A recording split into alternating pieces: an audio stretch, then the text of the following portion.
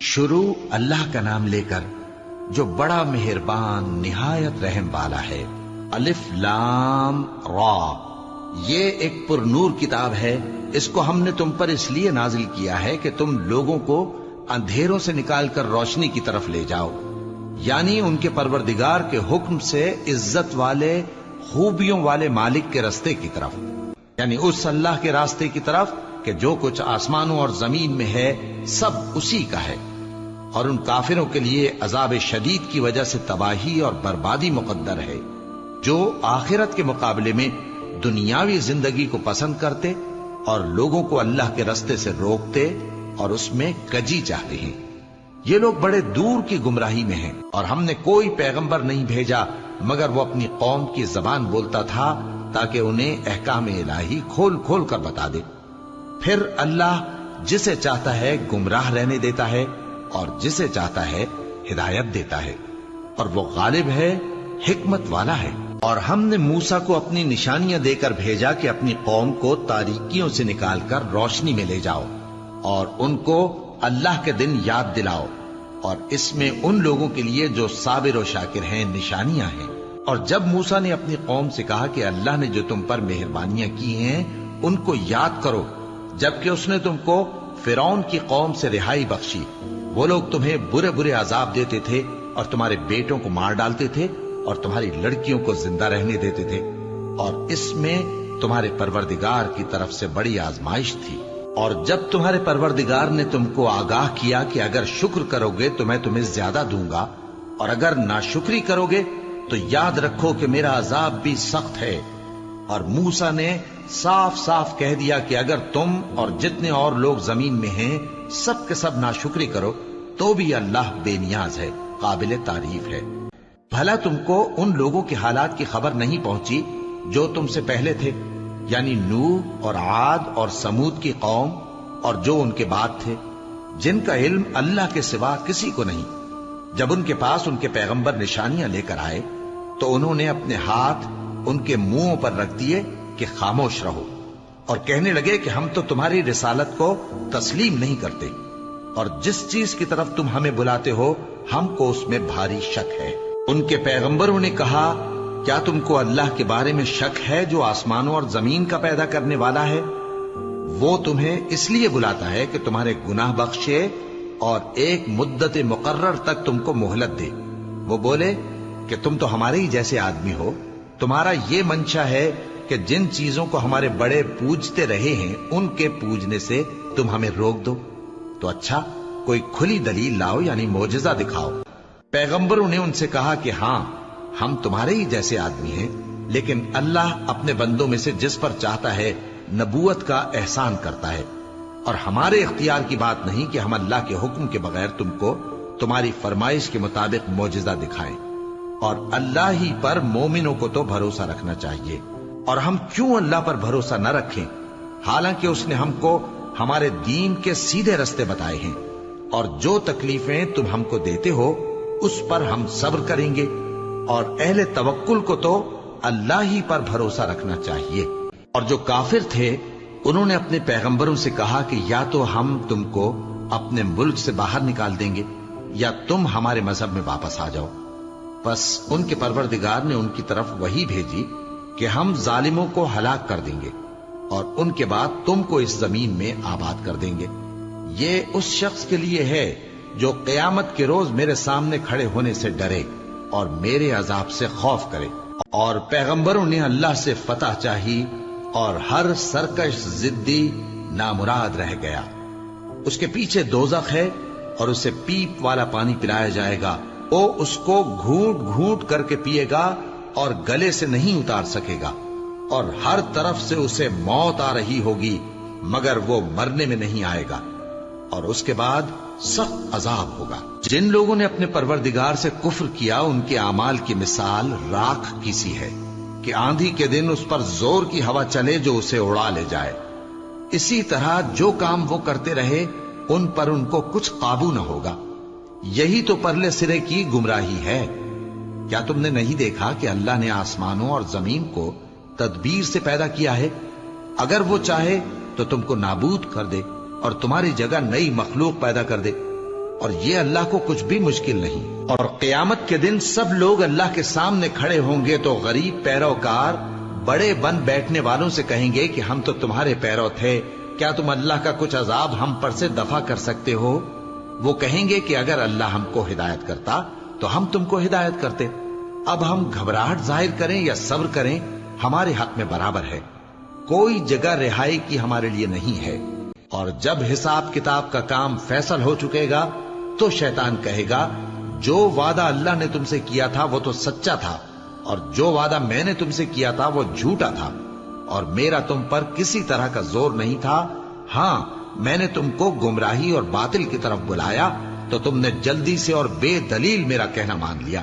تو آج مجھے ملامت نہ کرو، اپنے آپ ہی کو ملامت کرو. نہ میں تمہاری فریاد رسی کر سکتا ہوں اور نہ تم میری فریاد رسی کر سکتے ہو. میں اس بات سے انکار کرتا ہوں کہ تم پہلے مجھے شریک بناتے تھے. بے شک جو ظالم ہیں ان کے لیے درد دینے والا عذاب ہے. اور جو ایمان لائے اور عمل نیک کرتے رہے وہ بہشتوں میں داخل کیے جائیں گے جن کے نیچے نہریں بہ رہی ہیں. اپنے پروردگار کے حکم سے وہ ہمیشہ ان میں رہیں گے. وہاں وہ ہر ملاقات پر ایک دوسرے کو سلام کہیں گے. کیا تم نے نہیں دیکھا کہ اللہ نے کلمہ طیبہ کی کیسی مثال بیان فرمائی ہے؟ وہ ایسی ہے جیسے پاکیزہ درخت جس کی جڑ مضبوط ہو اور شاخیں آسمان میں پھیلی ہوں. وہ اپنے پروردگار کے حکم سے ہر موقع پر پھل لاتا ہو. اور اللہ لوگوں کے لیے مثالیں بیان فرماتا ہے تاکہ وہ نصیحت حاصل کریں. اور ناپاک بات یعنی غلط عقیدے کی مثال ناپاک درخت کی سی ہے کہ وہ زمین کے اوپر ہی سے اکھیڑ کر پھینک دیا جائے، اس کو ذرا بھی قرار و ثبات نہیں. اللہ مومنوں کے دلوں کو صحیح اور پکی بات سے دنیا کی زندگی میں بھی مضبوط رکھتا ہے اور آخرت میں بھی رکھے گا. اور اللہ بے انصافوں کو گمراہ کر دیتا ہے اور اللہ جو چاہتا ہے کرتا ہے. کیا تم نے ان لوگوں کو نہیں دیکھا جنہوں نے اللہ کے احسان کو ناشکری سے بدل دیا اور اپنی قوم کو تباہی کے گھر میں لا اتارا، یعنی دوزخ میں، کہ سب ناشکرے اس میں داخل ہوں گے اور وہ برا ٹھکانہ ہے. اور ان لوگوں نے اللہ کے شریک مقرر کیے کہ لوگوں کو اس کے رستے سے گمراہ کریں. کہہ دو کہ چند روز فائدے اٹھا لو، آخر کار تم کو دوزخ کی طرف لوٹ کر جانا ہے. اے پیغمبر میرے مومن بندوں سے کہہ دو کہ نماز پڑھا کریں اور اس دن کے آنے سے پیشتر جس میں نہ اعمال کا سودا ہوگا اور نہ دوستی کام آئے گی ہمارے دیے ہوئے مال میں سے پوشیدہ اور علانیہ خرچ کرتے رہیں. اللہ ہی تو ہے جس نے آسمانوں اور زمین کو پیدا کیا اور آسمان سے مے برسایا، پھر اس سے تمہارے کھانے کے لیے پھل پیدا کیے اور کشتیوں اور جہازوں کو تمہارے زیر فرمان کیا تاکہ وہ سمندر میں اس کے حکم سے چلیں، اور نہروں کو بھی تمہارے زیر فرمان کیا، اور سورج اور چاند کو تمہارے لیے کام میں لگا دیا کہ دونوں دن رات ایک ڈگر پر چل رہے ہیں، اور رات اور دن کو بھی تمہاری خاطر کام میں لگا دیا، اور جو کچھ تم نے مانگا سب میں سے تم کو عنایت کیا. اور اگر اللہ کے احسان گننے لگو تو شمار نہ کر سکو، مگر لوگ نعمتوں کا شکر نہیں کرتے. کچھ شک نہیں کہ انسان بڑا بے انصاف ہے، ناشکرا ہے. اور جب ابراہیم نے دعا کی کہ اے میرے پروردگار اس شہر کو لوگوں کے لیے امن کی جگہ بنا دے اور مجھے اور میری اولاد کو اس بات سے کہ بتوں کی پرستش کرنے لگیں بچائے رکھیو. اے پروردگار انہوں نے بہت سے لوگوں کو گمراہ کیا ہے، سو جس شخص نے میرا کہا مانا وہ میرا ہے، اور جس نے میری نافرمانی کی تو بخشنے والا ہے، مہربان ہے. اے پروردگار میں نے اپنی اولاد ایک وادی میں جہاں کھیتی نہیں تیرے عزت و ادب والے گھر کے پاس لا بسائی ہے. اے پروردگار تاکہ یہ نماز پڑھیں سو تو لوگوں کے دلوں کو ایسا کر دے کہ ان کی طرف جھکے رہیں، اور ان کو میووں سے روزی دیتے رہنا تاکہ تیرا شکر کریں.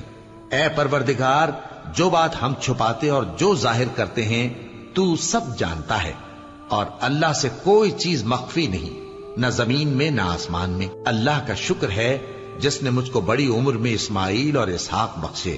بے شک میرا پروردگار دعا سننے والا ہے. اے پروردگار مجھ کو ایسی توفیق عنایت کر کہ نماز پڑھتا رہوں اور میری اولاد کو بھی یہ توفیق بخش. اے پروردگار میری دعا قبول فرما. اے پروردگار حساب کتاب کے دن میری اور میرے ماں باپ کی اور مومنوں کی مغفرت کیجو۔ اور مومنوں یہ نہ سمجھنا کہ یہ ظالم جو کام کر رہے ہیں اللہ ان سے بے خبر ہے، وہ ان کو اس دن تک مہلت دے رہا ہے جبکہ دہشت کے سبب آنکھیں پھٹی کی پھٹی رہ جائیں گی اور لوگ سر اٹھائے ہوئے میدان قیامت کی طرف دوڑ رہے ہوں گے، ان کی نگاہیں خود اپنی طرف لوٹ نہ سکیں گی اور ان کے دل مارے خوف کے ہوا ہو رہے ہوں گے۔ اور لوگوں کو اس دن سے آگاہ کر دو جب ان پر عذاب آ جائے گا، تب ظالم لوگ کہیں گے کہ اے ہمارے پروردگار، ہمیں تھوڑی سی مہلت عطا کر تاکہ ہم تیری دعوت توحید قبول کریں اور تیرے پیغمبروں کے پیچھے چلیں۔ تو جواب ملے گا، کیا تم پہلے قسمیں نہیں کھایا کرتے تھے کہ تم کو اس حال سے جس میں تم ہو زوال نہیں ہوگا؟ اور جو لوگ اپنے آپ پر ظلم کرتے تھے تم ان کے مکانوں میں رہتے تھے، اور تم پر ظاہر ہو چکا تھا کہ ہم نے ان لوگوں کے ساتھ کس طرح کا معاملہ کیا تھا، اور تمہارے سمجھانے کے لیے مثالیں بیان کر دی تھیں، اور انہوں نے بڑی بڑی تدبیریں کی، اور ان کی سب تدبیریں اللہ کے ہاں لکھی ہوئی ہیں۔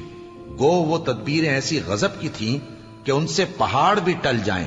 تو ایسا خیال نہ کرنا کہ اللہ نے جو اپنے پیغمبروں سے وعدہ کیا ہے وہ اس کے خلاف کرے گا۔ بے شک اللہ زبردست ہے، بدلہ لینے والا ہے۔